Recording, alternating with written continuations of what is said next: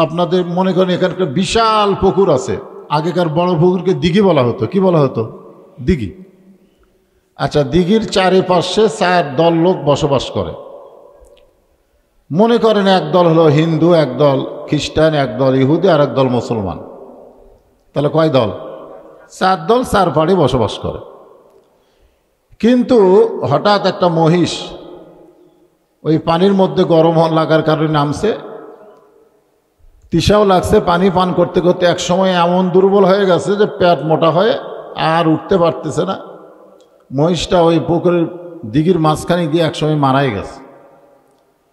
এখন মরে যাওয়ার পরে ওই মহিষটা কি শুধু মরাই থাকবে? আস্তে আস্তে কিন্তু পচে যাবে, তাই যাবে না? তখন মহিষটা শুধু মরে গেছে, পুকুরের মধ্যে ভাসতেছে। এই পুকুরের পানি কিন্তু 4 দলের মানুষেরাই ব্যবহার করে, হিন্দুও করে, মুসলমানও করে, খ্রিস্টানও করে, ইহুদিও করে। কিন্তু এখন মরা মহিষটা তুলবে কে? মুসলমানরা বলতেছে ইহুদিরা তুলবে, ইহুদিরা বলতেছে হিন্দুরা তুলবে, হিন্দুরা বলতেছে খ্রিস্টানরা তুলবে। কিন্তু কেউ তুলবে এইরকম না, ওরা তুলবে, একটা হিংসাহিংসি ভাব। আপনারা বলেন তো, ওই মহিষটা এক সময় পচে যখন গলে যাবে তখন ওই পানিকে আর ব্যবহার করা যাবে? তার পানি নষ্ট হলে তো 4 দলই পানি থেকে বঞ্চিত হবে। তো এখন নষ্ট না যেন হয়, এজন্য 4 দল ওই মরা মহিষকে পানি থেকে উপরে তোলা পর্যন্ত ঐক্য জোট করা জায়েজ আছে। আমার কথা কি বুঝলেন? ওই 4 দল মরা মহিষকে পানি নষ্ট হওয়ার আগেই ওই পানির মধ্যে থেকে তুলে পুকুরের পাড়ে কোনো এক জায়গায় দাফন করার জন্য ঐক্য জোট করা জায়েজ আছে। কতক্ষণ পর্যন্ত? ওই মরা মহিষ তোলা পর্যন্ত, যেন পানিটা নষ্ট না হয়। তো ইসলামী যারা দল করে তারা ওই মরা মহিষ তোলার জন্যে হয়তো কিছু সময় একটা জোট করছিল।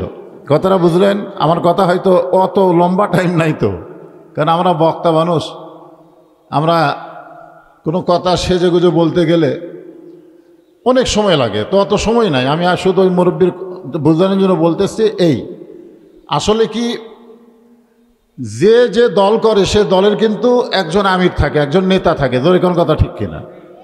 নেতা থাকে। যদি আওয়ামী লীগের সঙ্গে কোনো সময় জোট করে, কোনোদিন আওয়ামী লীগের নেত্রীকে ইসলামী দল নেতা মানেনি, হয়তো সাময়িক একটা জোট করতে পারে, বিএনপির সঙ্গে একটা জোট করতে পারে, কিন্তু মূল উদ্দেশ্য হলো মরা মহিষ তোলা। আমার কথা কি বুঝলেন? মরা মহিষ তুলে দাফন হয়ে গেলে তখন আর ওই ইহুদির সাথে, খ্রিস্টানের সাথে, হিন্দুর সাথে জোট করার কোনো দরকার নেই। তা আজকে আমাদের বাংলাদেশের যে অন্যায়গুলো, এই অন্যায়গুলো উচ্ছেদ করতে গেলে, অন্যায়গুলোই হচ্ছে মরা মহিষের মতন। আমার কথা বুঝলেন? এইগুলো উচ্ছেদ করবার গেলে বর্তমানে আল্লাহ রাসূল মদিনায় গিয়েই কিন্তু রাষ্ট্র গঠন করতে পারেনি। আগে সন্ধি করছে কিন্তু ইহুদিদের সাথে, জোট করছে, জোট। তো এই আমাদের বাংলাদেশের এক সময় ইসলামী আন্দোলন যারা করে তারা এরকম চিন্তা করছিল যে কিন্তু জোট করে কিছু করা যায় কেনা। পরে দেখলো জোটের দ্বারা হচ্ছে না। তো এখন ইনশাল্লাহ আস্তে আস্তে আমাদেরকে এগিয়ে যেতে হবে। রমজান মাস, কোরআনের মাস, এই জন্যই আমার ভাই বললেন কোরআন বিজয়, যে আমরা ঐক্য জোট করছি, বা ইসলামী যারা কথা বলে, আন্দোলন করে, তাদের মধ্যেই কিছুটা দোষ আছে, এই কথা উনি বলতে চেয়েছেন। আমি আপনাদের একটা কথা বলি, যে আল্লাহ তাআলা আমাদেরকে এই দুনিয়াতে প্রেরণ করেছেন, আবার দুনিয়া থেকে আমাদেরকে নিয়ে যাবেন। এই জন্য পবিত্র কোরআনে সূরা মুলকের 2 নম্বর আয়াতের শুরুতে আল্লাহ বললেন, আল্লাযী খালাকাল মাউতা ওয়াল হায়াতা লিয়াবলুয়াকুম আইয়ুকুম আহসানু আমালা ওয়া হুয়াল আজিজুল গফুর। এখানে আল্লাহ তাআলা মৃত্যুর কথা বলতেছেন আগে, যে তোমাদের মৃত্যু এবং হায়াতকে আমি আল্লাহ সৃষ্টি করেছি পরীক্ষা করার জন্য। আমার বড় ভাই রুহুল আমিন যুক্তিবাদী সাহেব যে কথাটা বললেন, যে কোরআন বিজয়ের আন্দোলন, আমরা আল্লাহ রাসূলের যে দাওয়াতি কাজ, এটা যদি সামান্য একটু খেয়াল করি তাহলেই দেখবেন রাসূল কিন্তু 13 বছর নবুয়ত পাওয়ার পরে মক্কায় ছিলেন। কত বছর? 13 বছর। খুব কষ্ট করে কলেমার দাওয়াত দিয়েছেন।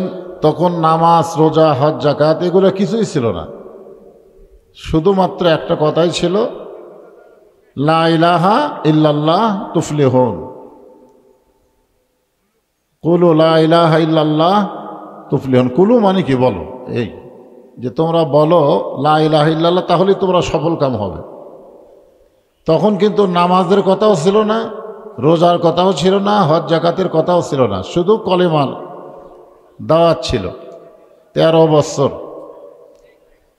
এই 13 বছর কলেমার দাওয়াত আল্লাহ রাসূল দিলেন। খুবই কষ্ট, কারণ যাদের কাছে দাওয়াত দিলেন তারা হলো কাফের। 13 বছরে ইসলাম ইতিহাস পড়ে দেখেন, মুসলমানের সংখ্যা হয়েছিল 300-র কিছু বেশি। 13 বছরে সামান্য কিছু বেশি হয়েছিল 13 বছরে দাওয়াত দিয়ে। তার মধ্যে প্রায় 17 জনকে কাফের বেঈমানেরা পিটাই মারছে, হত্যা করছে 17 জনকে। ইসলামের বিজয় তো দূরের কথা, কলেমার দাওয়াত দিতেই অবস্থা খারাপ। আপনারা বলেন তো, তারা কি ছিল? মুসলমান ছিল না কাফের ছিল? কাফের ছিল। তা আল্লাহর হুকুমে আল্লাহ রাসূল মদিনায় হিজরত করলেন। যখন মক্কাতে ইসলামের প্রচার করাই কঠিন হয়ে যাচ্ছে, বিজয় তো দূরের কথা, হিজরত করে আল্লাহ রাসূল গেলেন মদিনায়। মদিনায় যাওয়ার পরে রাসূল সর্বপ্রথম যে কাজ করলেন, কাজটা হলো আল্লাহর নির্দেশে একটা মসজিদ তৈরি করলেন। সে মসজিদের নাম হলো মসজিদে কোবা। তারপরে তৈরি করলেন মসজিদে নববী এবং ইসলামের দাওয়াতি কাজ শুরু করলেন। দাওয়াতের সাথে সাথে একসময় আল্লাহ তাআলা রাসূলকে একটা আয়াতের মাধ্যমে জানাই দিলেন, ইয়া আইয়ুহান নাবিয়্যু হারজিল মুমিনিনা আলাল কিতাল। হে রাসূল, যাদেরকে নিয়ে আপনি দাওয়াতি কাজ করতেছেন, নামাজ পড়তেছেন, আপনি তাদেরকে সৈন্য হিসাবে গড়ে তোলেন। কি হিসাবে? কারণ আপনাকে আমি মক্কা থেকে যে মদিনায় হিজরত করাইছি, আপনি মনে করেন না যে মক্কা ছেড়ে মদিনায় এসে আপনি নিরাপদ, তা কিন্তু না। বরং যাদের কারণে আপনি মক্কা থেকে মদিনায় হিজরত করলেন, তারাই আবার আপনাকে আক্রমণ করার চেষ্টা করতেছে। তো এখন আপনি দোয়া দিয়া, দরুদ দিয়া আপনি কিন্তু মদিনা রক্ষা করতে পারবেন না, বরং কাফের বেঈমানদের বিরুদ্ধে অস্ত্র ধারণ করা লাগবে। হুকুম কার? আল্লাহর। চিন্তা করে দেখেন, আল্লাহ রাসূল কিন্তু মদিনায় গিয়া তিনি সন্ধি করেছিলেন ইহুদিদের সাথে। এখানে এক মুরব্বী একটা কথা বললেন যে, রুহুল আমিন ভাই যখন নামে গেল, আমি যখন উঠতেছি ঠিক ওই সময় উনি দাঁড়িয়ে গেলেন। উনি কিন্তু পুরো কথা বলতেই পারলেন না, কিন্তু যে কথাটা বলতে চাচ্ছিলেন সেটা হলো, কোরআন শোনার জন্য আবু জেহেল 1 নম্বর ছিল। আমাদের চাইতেও ভালো শ্রোতা আবু জেহেলই কিন্তু ছিল। আমরা দেখেন এখানে বসে থেকে শুনতেছি, একটা পরিবেশ আছে, আর আবু জেহেলের কোনো পরিবেশ নেই। নবী যখন কোরআন তেলাওয়াত করত, তখন দাঁড়িয়ে চুপি চুপি চোরের মতন কোরআন তেলাওয়াত শুনত। তাহলে চিন্তা করেন, দাঁড়ায়া থেকে ঘন্টার পর ঘন্টা কোরআন শুনত, আর সকালে গিয়ে বলতো, এত সুন্দর কোরআনের বাণী, রাতটা কোন দিক দিয়ে গেল আমি বুঝবারই পারিনি। সুবহানাল্লাহ বলেন। দেখেন, আবু জেহেল এ কোরআনের পক্ষের মানুষ, কোরআনের কিসের মানুষ? যে এত সুন্দর কোরআনের বাণী, রাতটা যে আমার কোন দিক দিয়ে গেল আমি বুঝবারই পারিনি। আবু জেহেল কি কোরআনের বিরুদ্ধে? তাই। কিন্তু আপনারা বলেন তো, আবু জেহেল কি ইসলামের পক্ষে না বিপক্ষে? আবু জেহেল কোরআন শোনার পক্ষে, ঠিক না? তো আবু জেহেলের একজন শাগরেদ ছিল আবু সুফিয়ান। সে এখন বলতেছে নেতা, যে কোরআন শুনতে সারা রাত চলে যায়, বোঝাই যায় না সেই কোরআন গ্রহণ করলে অসুবিধা কি? না শুনতেই যদি এত মজা হয়, তাহলে সেটা ধরলে অসুবিধা রেখে।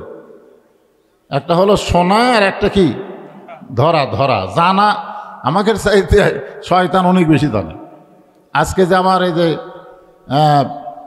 আমার আগে যে আমার ভাস্তা বলল, আপনার কি শরীফুল ইসলাম যে মুজাফফর যারা আজকে ইসলামের মধ্যে ফেতনা করতেছে, ফেতনা তো অনেক আগে থেকে হয়ে আসতেছে না, এটা কিন্তু নতুন ফেতনা নয়। ফেতনা সেই রাসূল দুনিয়া থেকে বিদায় নেওয়ার পর থেকে ফেতনা শুরু।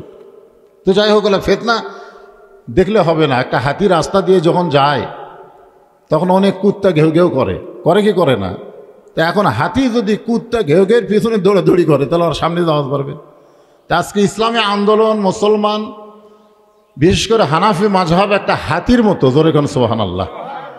এই মুজাফফর বিন মোহসেনের মতন কুত্তারা ঘেউ ঘেউ করলে ওইদিকে আমাকে তাকানোর কোনো টাইম বা সময় নাই। এই জন্য আমি ও কথার সাবজেক্ট বাদ দিয়েছি। এখন কথা হলো, আবু সুফিয়ান বলতেছে নেতা, যে কোরআন শুনতে সারা রাত চলে গেল, এত মজা লাগে, সে কোরআন ধরলে অসুবিধা কি? আবু জেহেল বলতেছে, আবু সুফিয়ান এটা বড় হক কথা। দেখেন, হক কথা তো হক কথা জোরে বলা যাবে না, তুই আমার কাছে আয়, তোর কানে কানে বলি। সেই সময় কিন্তু হক কথা জোরে বলা যায়নি। আজও বাংলাদেশে কিন্তু হক কথা জোরে বলা যাচ্ছে না। জোরে কোন ঠিক কিনা? হক কথা জোরে বললেই বিপদ। এখন বলতেছে তুই আমার কাছে আয়, তোর কানে কানে বলি। আবু সুফিয়ান যখন কাছে আইছে তখন আবু জেহেল কানে কানে বলতেছে, এ কোরআনকে গ্রহণ করলে, এই কোরআনকে যদি আমরা গ্রহণ করি তাহলে তোর আমার নেতৃত্ব থাকবে না, আসল নেতা হয়ে যাবে আব্দুল্লাহর ইতিম পোলা। এই কোরআন ধরলে কি হবে? তোর আমার যে নেতাগিরি, এটা চলবে না। আসল নেতা হবে কে? আব্দুল্লাহর ইতিম পোলা কে? আমাদের নবী। আজকে বাংলাদেশে আবু জেহেলের গ্রুপগুলো যারা কোরআন শুনবে কিন্তু কোরআন গ্রহণ করবে না, তারা অবশ্যই জানে এই কোরআন যখন বিজয় হবে তখন ওই রকম ভুয়া নেতাগিরি কিন্তু আর থাকবে না। জোরে কোন ঠিক কিনা? এই জন্য এরা জান দিয়া, প্রাণ দিয়া, প্রশাসন দিয়া, যেভাবেই হোক এই কোরআন বিজয়ের আন্দোলনকে কিন্তু ঠেকাবে। আপনি কোরআনের শোনার একটা ব্যবস্থা করেন। বাংলাদেশের হাফেজেরা প্রত্যেক বছর গোটা পৃথিবীর মধ্যে কোরআন তেলাওয়াতে 1 নম্বর হচ্ছে, ঠিক কিনা বলেন? এবার আমি রমজানের মধ্যে একটা মাহফিল করে আসলাম গঙ্গাচড়া, রংপুর গঙ্গাচড়া। ওখানকার একটা ছেলে গোটা পৃথিবীর ভিতরে কোরআন তেলাওয়াতে 1 নম্বর। তাহলে কোরআন পড়ার দিক দিয়ে বাংলাদেশ কিন্তু পৃথিবীতে কয় নম্বর? 1 নম্বর। প্রত্যেক বছর দেখেন কোরআন তেলাওয়াতে ফার্স্ট হচ্ছে, গোল্ড মেডেল পাচ্ছে। কিন্তু কোরআন মানার দিক দিয়ে পৃথিবীতে বাংলাদেশ কয় নম্বর? কোনো নম্বরই নাই। তার মানে বোঝা গেল বাংলাদেশের মুসলমান রমজান মাস বলেন, কোরআনের মাস বলেন, যাই বলেন, আমরা বক্তারা যদি ঘন্টার পর ঘন্টা ওয়াজ করি, আবু জেহেলের মতন কিন্তু শ্রোতা বেশি। জোরে কোন ঠিক কিনা? কিন্তু কোরআনকে গ্রহণ করার কথা বললেই দেখবেন এ কোরআন বিজয়ের কথা আমি যতগুলো মাহফিলে বলি তখন দেখি শ্রোতার আর বক্তার দিকে তাকায় না, নিচের দিকে তাকায়। কোরআন বিজয়ের আন্দোলন হলে আমার তো জাকাত দেওয়া লাগবে রে, আমার এত টাকা আছে, হিসাব করে জাকাত দেওয়া লাগবে। সুদের কথা তো মুকতই তোলো, খাওয়া তো দূরের কথা, মুকত তুললে সে মুকত জুতের বাড়ি। জোরে কোন ঠিক কিনা? কারণ আপনারা আল্লাহ রাসূলের এই সুদের যে হাদিসটা আছে, হাদিসটা বা সুদের কোরআনে আয়াত যখন রাসূলের উপর নাজিল হলো, সুদ হারাম, ব্যবসা হালাল, তাও কিন্তু ওটা আমরা মনে করলাম সব হারামের মতনই হারাম।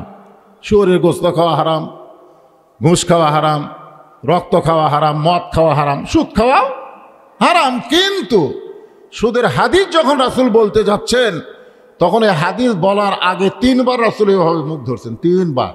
সাহাবীরা বলে, হুজুর সুদের পাপের কথা বলতে গিয়ে আপনি এইভাবে মুখ ধরেন কেন? আল্লাহ রাসূল বলে, কি কেমনে বলি? সুদের 1 নম্বর পাপ হলো স্বয়ং আল্লাহর সঙ্গে যুদ্ধ করা। আর সুদ খাওয়ার সর্বনিম্ন পাপ হলো নিজের মায়ের সাথে জিনা করা। তো নিজের মায়ের সাথে জিনা যারা করতেছে তারা কখনোই চাবে না যে কোরআন বিজয়ের আন্দোলন হোক, কোরআন বিজয় হোক। এর চাবে? আজকে ভোট দিয়া, আমার ভাই বলল যে ভোট দিয়া যদি আজকে এখানে বলা হয় যে নামাজি আর বেনামাজি, একজন নামাজির পক্ষে, একজন বেনামাজির পক্ষে, বেনামাজি ভোট দাও, নামাজি ভোট দাও, আপনার বন্ধু কে উঠবে? কারণ বাংলাদেশে নামাজির সংখ্যাই নাই। তাহলে এখানে ভোট দিয়ে কোরআনের বিজয় হবে না, কোরআনের বিজয় হবে ইনশাল্লাহ। আমরা মানসার আল্লাহ তাআলা আর শাহাদাতা বিসিদিকিন বাল্লাগাহুল্লাহু মানাজিলা শুহাদা ওই মা তাআলা ফিরাশিহি রাওয়াহুল বুখারী কিতাবুল মাগাজি। আল্লাহ রাসূল বলেছেন, ইসলামে আন্দোলন করো, কোরআন বিজয়ের আন্দোলন করো। কোরআন তোমার হায়াতের সময় যদি বিজয় নাও হয়, তুমি যদি নিয়ত করো কোরআনের আন্দোলন করতে করতে আমি আল্লাহ রাস্তায় শহীদ হয়ে যাব, আমি আল্লাহ রাস্তায় জীবন দেব, এই নিয়তে তুমি যদি ইসলামী দল করো, যদি তুমি আল্লাহ রাস্তায় শহীদ হওয়ার সময় নাও পাও, তোমার জীবনে যদি শহীদ নাও হয়, বাল্লাগাহুল্লাহু মানাজিলা শুহাদা ওই মা তাআলা ফিরাশিহি, তুমি মৃত্যুর বিছানায় যদি মারা যাও, এরপরেও আল্লাহ তোমাকে শহীদের মর্যাদা দান করে দেবে। তাহলে আমাদের হায়াতে আমরা কোরআনের বিজয় দেখলাম না, কিন্তু কোরআনের পক্ষের আন্দোলন করলাম। এই আন্দোলন করে যদি আমরা দুনিয়া থেকে বিদায় নেই, তাহলে ইনশাআল্লাহ আমাদের রেজাল্ট কি ভালো হবে না খারাপ হবে? দেশ সাইজ করার জন্য আল্লাহ পাঠাচ্ছে। চিন্তা করে দেখেন আল্লাহ আছে না নাই? পৃথিবীর সংক্ষিপ্ত খুতবা দিছে ফিলিস্তিনে একজন খতিব, সব মাত্র 30 সেকেন্ডের একটা খুতবা। কয় সেকেন্ড? আর জুমার দিন আমরা খুতবা দিই না, এই খুতবা কয় মিনিট লাগে? অনেক লোক খুতবা শুনতে শুনতে ঘুমিয়ে যায়, আর উনি মাত্র 30 সেকেন্ড একটা খুতবা দিছে, যে পর্যন্ত 30,000 ফিলিস্তিনি শহীদ হয়ে গেছে, 70,000 ফিলিস্তিনি হাসপাতালে আহত অবস্থায় আছে। পৃথিবীর সমস্ত মুসলমান কি করতেছে? আসসালামু আলাইকুম, আর খুতবা নাই। কিসের খুতবা? কি খুতবা দিবে? কি শোনাবে? গোটা পৃথিবীর মুসলমান কি দেখতেছে? একজন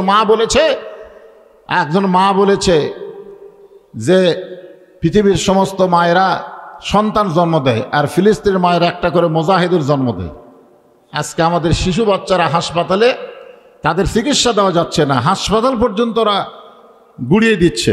আজকে আমরা ইফতার নিয়ে এখানে ইফতার করব, ইফতারের আইটেম কীরকম হচ্ছে এই নিয়ে আমরা চিন্তা করতেছি, অথচ ফিলিস্তিনের লোকেরা তাদের রোজা আছে কিন্তু ইফতার নাই, তাদের তারাবি আছে কিন্তু সেহরি নাই।